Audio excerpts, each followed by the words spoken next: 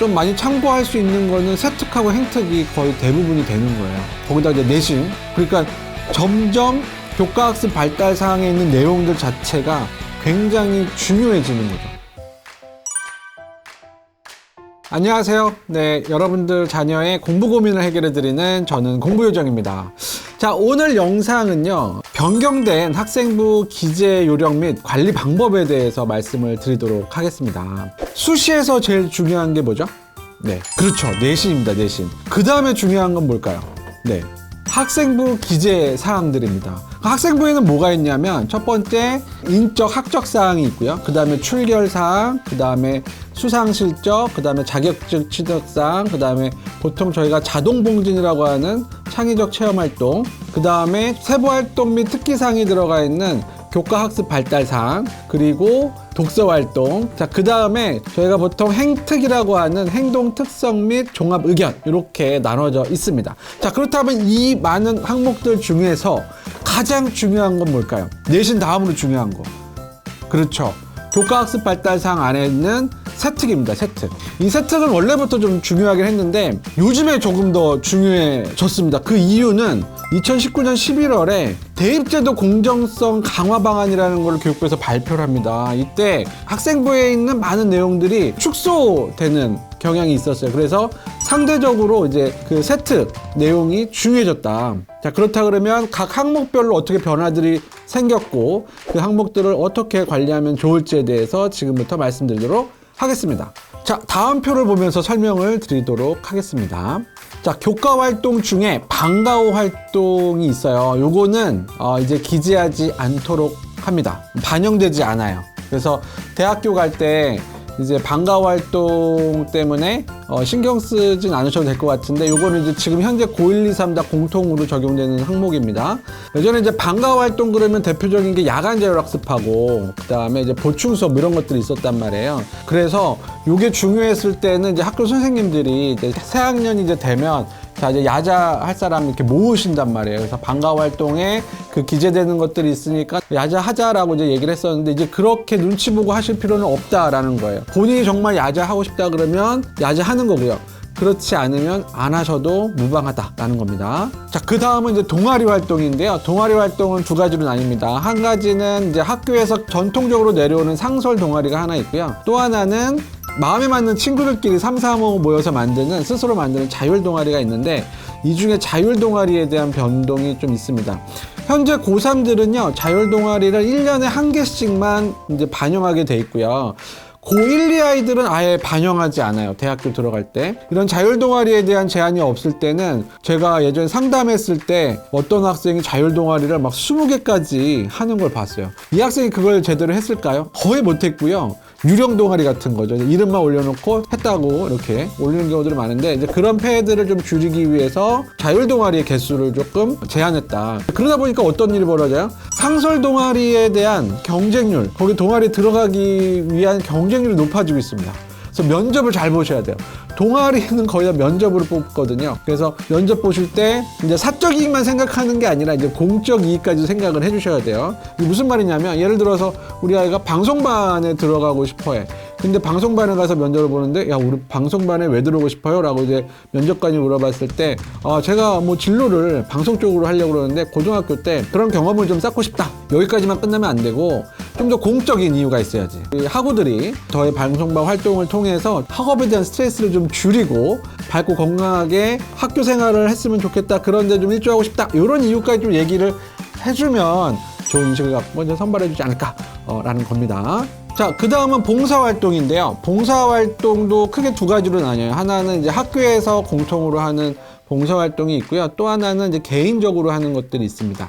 현재 고3들은 둘 다 이제 반영을 하게 돼요. 학교에서 하는 거라던가 개인 것도 다 반영을 하는데 고1, 2 학생들은 개인 봉사활동은 반영해주지 않습니다. 그래서 예전에는 정말 학교에서 하는 거 말고도 개인으로 굉장히 많은 시간을 봉사활동을 하고 나중에 그 봉사활동으로 뭐 대학을 가려고 하고 막 이러는 아이들이 있었는데 그런 거는 이제 있을 수가 없고요. 그냥 정말 자기가 하고 싶은 것, 소신껏 그냥 하시면 되는데 보통 학교에서 하는 봉사활동만 다 해도 대학교에서 요구하는 최저의 어떤 봉사활동 실적들은 다 갖추게 되어 있습니다. 그래서 너무 무리하게 봉사활동에 빠져서 하실 필요는 없는데, 정말 내가 마음이 동해서 하고 싶다 그러면 그거는 뭐 자유롭게 하셔도 상관이 없을 것 같아요. 그리고 이제 대표적으로 이제 헌혈 같은 것들이 있는데, 헌혈은 참고로 하루에 4시간을 인정해 주고 있고요. 한 해에 총 3회까지만 할 수 있어요. 진로 활동에서도 약간 변동사항이 있는데요. 진로 희망 분야를 이제 대학교에서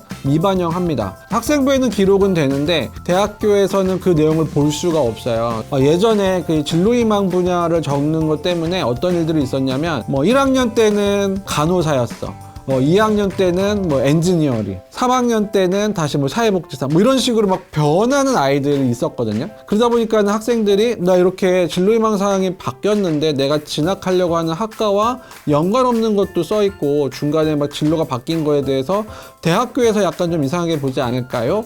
이런 고민들이 좀 많았는데 이제는 그런 고민을 하실 필요가 없습니다. 대학교에서는 아예 그 내용 자체를 모르기 때문에 그냥 본인이 소신껏 지원하고 싶은 학과에 그대로 지원하셔도 무방하다라는 겁니다. 자, 다음은 수상 경력인데요. 현재 고3 학생들은 한 학기에 1개씩만 반영이 돼요. 그리고 고1, 2 학생들은 하나도 반영이 안 됩니다. 네, 이렇게 한 이유는 고등학교에서 이 수상을 너무 남발하는 일들이 생겼기 때문에 그래요. 그리고 약간 빈익빈 부익부 현상들이 있어서 받는 학생은 계속 받고 못 받는 학생은 전혀 못 받는 일이 벌어지다 보니까 이것도 이렇게 하면 안 되겠다 싶어서 이제 수상도 교회상은 절대 안 되고 교내상만 반영을 하게 됩니다. 그리고 교회상 같은 경우는 수상 실적에는 포함이 안 되는 건 너무 당연한데, 그렇다고 얘를 뭐 세특이라던가 행특이라던가 이런 데다 쓸 수 있냐? 그것도 안 돼요.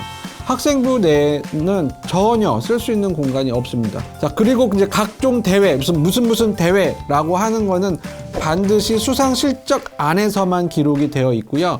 교내상은 쓸 수 있는 거 아니야 라고 했을 때 수상 실적 이외의 자리, 뭐 세특이라던가 행특에는 그런 거를 쓸 수는 없다. 그러니까 지금 고등학교 1, 2학년 학생들 중에 나는 학생부에 교과 우수상이 적혀 있는데 어필할 수 있는 방법은 없나요? 이렇게 물어볼 수 있거든요. 사실 교과 우수상은요, 그 과목별로 1등급 받으면 학교에서 주는 상입니다. 대학교 입장에서는 그 학생부 안에 교과 우수상이 있든 없든 이 학생의 성적만 보면 알아요. 그래서 굳이 세특이나 행특에 교과 우수상이라고 쓸 필요가 없습니다. 뭐 생특이든 행특이든 글자 수에 제한이 있는데 굳이 거기다가 또 교과 우수상이라는 글자를 또 포함을 해봐야 글자 수만 잡아먹고 대학교 입장에서 어차피 아는 거니까 굳이 그렇게 하실 필요는 없다라는 거 말씀드릴게요. 자, 마지막으로 독서 활동입니다. 현재 고3들은 도서명하고 작가구의 이름을 쓰게 돼 있어요. 지금 고1, 2 학생들은 학생부의 기록은 똑같이 하지만 대학교에는 반영하지 않습니다.